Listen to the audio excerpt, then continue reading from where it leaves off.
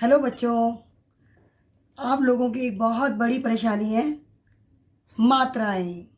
तो आज हम स्वरों और उनकी मात्राओं के बारे में पढ़ने जा रहे हैं, जिसे आप सुन करके और इस वीडियो को देख करके अच्छे से समझ पाएंगे कि स्वर क्या है और उनकी मात्राएं कैसी लगती हैं व्यंजनों पर और किस तरह से शब्द बनाए जाते हैं। तो चलो शुरू करते हैं। पहला स्वर अ। अ कोई मात्रा नहीं होती, जानते ही है ना आप। मात्रा वाले शब्द हमने लिया क। क व्यंजन लिया और उसमें अ को जोड़ना है, तो भाई क के साथ ल, कल, है ना। दोनों में ही अ मिला हुआ है, तो मात्रा वाला शब्द अ पहले से मिला हुआ है, तो हम उनको लेंगे और कोई मात्रा नहीं लगाएंगे। क्यों? क्योंकि अ की कोई मात्रा नहीं होती। तो क ल कल, म न मन। अब हम आते हैं दूसरे स्वर पर आ। आ की मात्रा इस प्रकार होती है, आ की मात्रा ऐसे होती है। हमने लिया व्यंजन, कौन सा व्यंजन लिया? क। क पे हमने आ की मात्रा लगाई, का मो, क्या बन गया? काम। और अब हमने म एक और व्यंजन लिया है शब्द बनाने के लिए, तो म पर हमने आ की मात्रा लगाई और न लगाया, क्या बन गया? मान, काम, मान। अब देखिए तीसरा स्वर है ई। और ये क्या है? ई। बच्चों दोनों में अंतर समझिए। इसको बोलते हैं आप नॉर्मली क्या? छोटी ई, बड़ी। लेकिन छोटी ई और बड़ी ई बोलने से ज़्यादा अच्छा क्या है कि हम ध्वनियों पर ध्यान दें। इसे हमें बोलना चाहिए सही अर्थों में, ऐसे बोलना चाहिए ई, और इसको बोलना चाहिए ई। फर्क पता लग गया? कम समय तक आवाज़ निकले ई, और थोड़ा देर तक निकले ई। दोनों में फर्क पता लग गया ना आपको कि छोटी ई और बड़ी का मतलब क्या है। तो ई इसकी मात्रा होती है इस प्रकार से। फर्क समझ रहे हैं? छोटी ऐसे और बड़ी ऐसे। तो क पर हमने लगाया ई, क्या बन गया? कि, किसान। अब हमने क्या किया?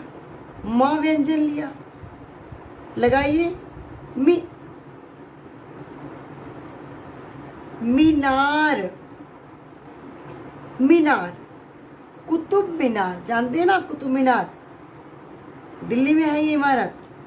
तो कुतुब और मीनार कैसे लिखेंगे? मी, की, मी। अब हमने लगाया क पर ई, क्या बन गया बच्चों? की। अब क पर हमने लगाया ई, तो बन गया की।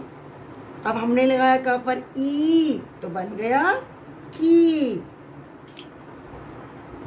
की, कीचड़, कीचड़। म लिया, ई लगाया, क पर ई लगाया की, म पर ई लगाया मी। मी, मी। अंतर भी समझते रहो। मी, मी। मीना किसी व्यक्ति का, किसी लड़की का नाम हो सकता है। मीना, टीना, रीना, इस तरह से। अब अगले स्वर पे हम पहुंचते हैं उ। इन दोनों में सेम ऐसे ही है उ, ऊ। छोटे ऊ से आप ऐसे बोलते हैं ना, उल्लू, बड़े ऊ से ऊन, ऐसे नहीं बोलना। आप बोलिए उ, ऊ। जब आप डिफरेंस समझेंगे दोनों का, तब आप मात्राओं की गलतियां नहीं करेंगे। उ ऐसे, ऊ ऐसे। व्यंजन लेंगे क, हमने उ लगाया, क्या बन गया? कु, कुल, है ना। कुल शब्द, कुल मतलब टोटल, और कुल का मतलब वंश भी होता है। ठीक है, टोटल अंक कितने आए, कुल कितने अंक आए, और कुल तो उसकी कुल का पता नहीं है। कुल मतलब वंश, वंश को कहते हैं हम कुल। अब एक और शब्द हम बना सकते हैं क पर उ, त आ, कुत्ता। अब तो आपको समझ में आ गया होगा, हो सकता है कुल समझ में ना आया हो। अगला हमने लिया वर्ण कौन सा, म। मु क्या हो सकता है, मु मुर्गी। क्या शब्द बना, मुर्गी, है ना। कुल मु मुर्गी। अब हम आए ऊ, इस पर आए हम, मतलब बड़े ऊपर। तो कैसे हमने क पर लगाया कू, ठीक है।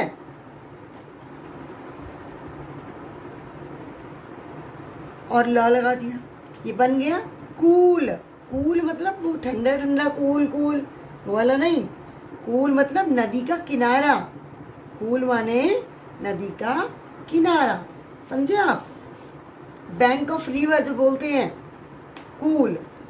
अब हमने लगाया वहां पर ऊ, मूली। जानते हैं ना मूली कौन सी होती है, हाँ भाई ऐसी ही होती है ना। ये क्या बना शब्द, कूल, नदी का किनारा, मूली। अब हम आते हैं री पर। देखिए आपने पुस्तकों में देखा होगा कि स्वर, व्यंजन और मात्रा शब्द इस तरह बनाए हुए हैं, लेकिन मैं आपको इस तरीके से सिखा रही हूँ ताकि आप किसी भी और व्यंजन पे लगाएं तो उसकी साउंड कैसे निकलती है, उसकी आवाज़ कैसे निकलती है ना। तो देखिए जैसे क पे उ कु, म पर उ मु, ऐसी र पर उ रु, ट पर उ टू, इस तरह आपको याद करना है। क पर ऊ, कूल, मूली, है ना, ठीक है। तो हम आते हैं री पर। देखिए री की मात्रा ये होती है इस तरह से। तो हमने लगाया क पर री, क्या बन गया, क्री। कृषक, कृषक माने क्या है, किसान। म पे लगाया मृ। देखो ध्यान से सुनो, क पे लगाया री, क्री। म पर लगाया री, मृ। साउंड पे ध्यान दे रहे ना। ग पर लगाया री, ग्री, गृह कार्य, समझ रहे हो। तो क पर री क्री, म पर री मृ, ग पर री गृह, ये री की साउंड है। तो मृग, मृग माने हिरन। कितना सुंदर पशु है ना मृग, हिरन। कृषक माने किसान। नेक्स्ट आता है कौन सा स्वर बेटे, ए। इसकी मात्रा होती है ऐसे एक, देखो ए आए, जिस ए के ऊपर कोई मात्रा नहीं है, जब किसी व्यंजन पे लगाते हैं तो उसकी एक मात्रा लगती है, और जिसके ऊपर एक लगी हुई है मतलब ए आए, तो इसकी मात्रा जब हम लगाते हैं किसी पर व्यंजन पे तो दो लगती है। तो क पर लगाया हमने ए, बन गया क्या, के। म पर लगाया ए, क्या बन गया, में। अब आगे कोई भी व्यंजन लगा सकते हैं, केला। तो यहाँ क्या बन गया, मेला। ऐसे देखिए दो मात्राएं बताई ना आपको। क पर आय लगाया, क्या बन गया, कै, कैसा। अब माँ पर लगाया हमने, क्या बन गया, मैला। केला मेला, कैसा मैला। मैला मतलब गंदा, डर्टी, समझ रहे हो। कोई भी चीज़ गंदा हो गया अगर तो कहीं मैला हो गया, मैली हो गई, मतलब डर्टी। ओ, ओ देखिए फिर ओके। अगली मात्रा कौन सी है, ओ की। स्वर कौन सा है, ओ आओ, ओ आओ। ओ की मात्रा ये है, आओ की मात्रा ये है, ठीक है। तो हमने लगाया क पर ओ की मात्रा, को। और इधर हमने लगाया म पर ओ की मात्रा, ठीक है। तो क पर ओ लगाया, और कोई भी व्यंजन लगा सकते हैं आप, जैसे कोना, कोना मतलब कॉर्नर, कोई भी कॉर्नर हो सकता है घर का, घर में किसी भी कॉर्नर में। देखो उस कोने में बहुत सारे फूल सजा रखे हैं, फ्लावर पॉट मतलब गुलदस्ता रखा है, तो कोना मतलब कॉर्नर। ठीक है। मोती, म पर ओ की लगाई मो, मोती, मोती हो सकता है पर्ल, कोई भी मोती, या मोटी, अरे बहुत बड़ी मोटी औरत है, तो हम मोटी भी लिख सकते हैं। त लगाएंगे तो मोती, और ट लगा दिया तो मोटी, फैट। ठीक है। अब औ पे हमने लगाया क पर औ, बन गया कौन। अरे बाहर कौन है जरा देखो तो बिट्टू, बाहर कौन है, कौन, वही वाला कौन है ये। ठीक है, ध्यान रहेगा कौन। और अब हमने लगाया म पर, देखो क पर लगाया औ, कौ न, कौन। म पर लगाया ओ, मौ न, मौन। अरे बच्चों कक्षा में मौन होकर बैठो, चुप होकर बैठो, जबकि होता क्या है, फिर बोलना शुरू हो जाते हैं थोड़ी देर में, थोड़ी देर मौन फिर बातें शुरू। तो कौन और मौन, कक्षा याद आ गई ना। कौन बोल रहा है और कौन मौन है, मतलब कौन चुप है। तो कितना मजा आया मात्राएं सीखने में बच्चों आज, बहुत ना। अब एक चीज और सिखाना चाह रही हूँ आपको मैं, देखिए फिर से एक बार समझ लीजिए, फिर समझाती हूँ। अ आ ई उ ऊ री ए आई ओ औ। अब हम क्या पढ़ने जा रहे हैं कि अनुस्वार। अनुस्वार क्या है, स्वर के ऊपर लगने वाला बिंदु क्या कहलाता है, अनुस्वार।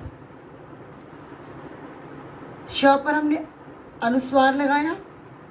शंख, जब ध्वनि नाक से और मुख से दोनों से निकले तो अनुस्वार, और जब नाक से और मुख से हल्की सी वायु निकले तो अनुनासिक।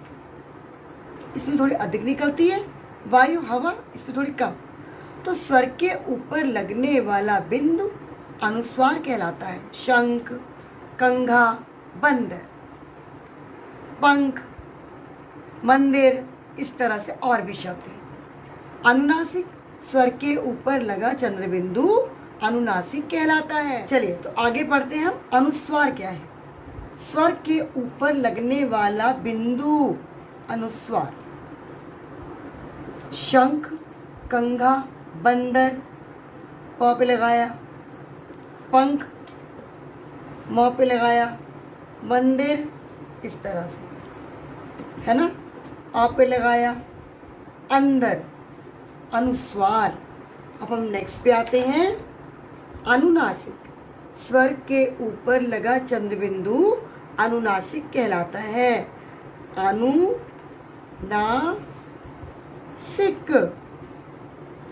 ठीक है, अनुनासिक, ये हो गया आपका अनुनासिक। जैसे चांद, पांच, आंख, कांच, आज आदि। स्वर के बाद लगने वाले बिंदु को विसर्ग कहते हैं, विसर्ग कहलाते हैं। कैसे, विसर्ग अर्थात ये दो बिंदु जिसको हम बोलते हैं अंग आह, ये अयोग वाह है, इन्हें हम अयोग वाह कहते हैं, अंग आह, और ये चंद्र बिंदु। ठीक है, जैसे हम शब्द बना के समझते हैं इसको। प्रात, ये हमने एक शब्द लिखा प्रात। प्रात का मतलब, प्रातः का मतलब, हमने बिंदी लगा दी, प्रातः मतलब सुबह। अगर हमने विसर्ग नहीं लगाई तो हम बोलेंगे प्रात, प्रात गलत शब्द।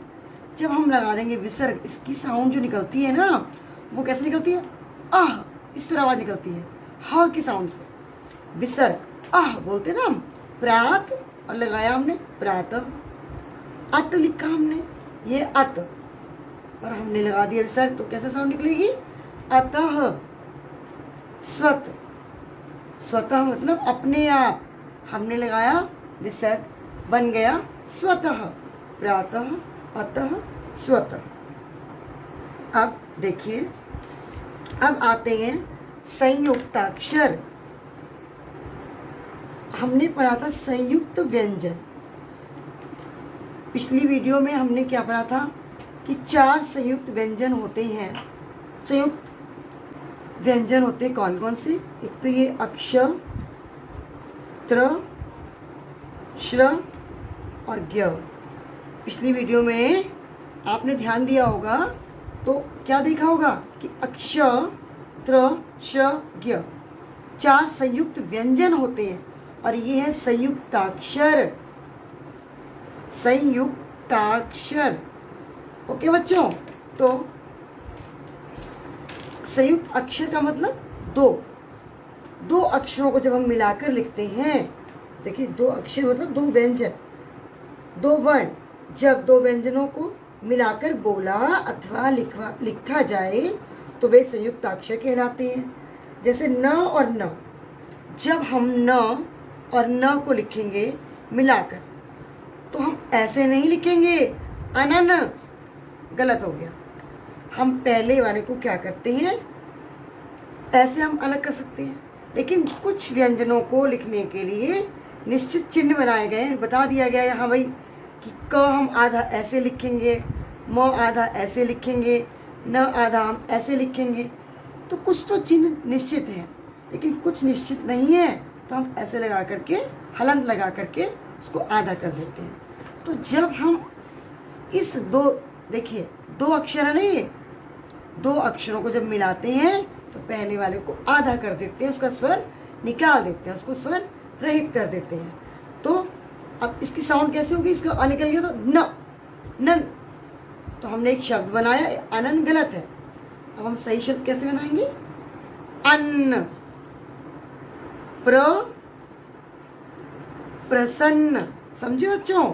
देखिए स्त नमस्ते, प्याला, प्याज, ये प और य, तो हम क्या करेंगे, इसके प को आधा कर देंगे तो बन जाएगा प्यार, प्यास, प्याला। सब नहीं लिखेंगे, स्व कर देंगे, आधा कर देंगे, पाए हटा देंगे इसकी। स्वाद, स्वास्तिक। देखिए अब लिया हमने स और व, 2 व्यंजन लिए, मतलब 2 अक्षर लिए या व्यंजन, अब दोनों बोल सकते हैं। तो दोनों को जब मिलाया तो पहले को आधा कर दिया हमने, ठीक है, तो बन गया स्व, स्वाद, स्वर, स्वास्तिक। बच्चों आप जानते हैं ना कि ये कौन सा चिन्ह है, ये चिन्ह किसका है, स्वास्तिक। जब भी कोई काम हम करते हैं शुभ, तो हम उसके पहले क्या बनाते हैं, स्वास्तिक। जब भी कोई मंगल कार्य करते हैं हम, तो हम बनाते हैं स्वास्तिक का चिन्ह, शुभ का होता है ना।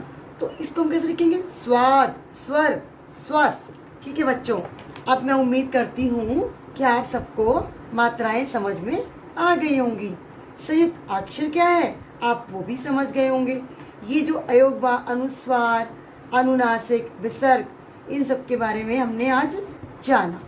ठीक है बच्चों, तो उम्मीद करती हूँ आप सबको समझ में आ गई होंगी मात्राएं और बहुत मज़ा आया होगा। अब आप भी घर बैठकर एक रफ कॉपी लीजिए और बहुत सारे शब्द बनाते जाइए इन मात्राओं से, जैसे मैंने आपको ये सिखाई ना मात्राएं। आप भी सुंदर सुंदर शब्द लिखिए, बनाइए। पहले व्यंजन लीजिए, कोई भी व्यंजन, जैसे हमने क लिया, म लिया, तो आप कोई भी व्यंजन ले सकते हैं, ल लीजिए, फ लीजिए, और फिर साथ में मात्राएं जोड़िए। इसी प्रकार से मात्राएं जोड़ते जाइए और शब्द बनाते जाइए। आया ना मज़ा बहुत? अब हमने मज़े मज़े में मात्राएं सीख ली। ओके बच्चों, तो आज ये पाठ पूरा हुआ। अगले वीडियो में मैं आपको संज्ञा के बारे में बताऊंगी कि संज्ञा किसे कहते हैं। बहुत मज़ेदार चैप्टर है, बहुत मज़ा आएगा। सब बच्चे ध्यान से देखेंगे। तो तब तक के लिए bye bye, take care, have fun.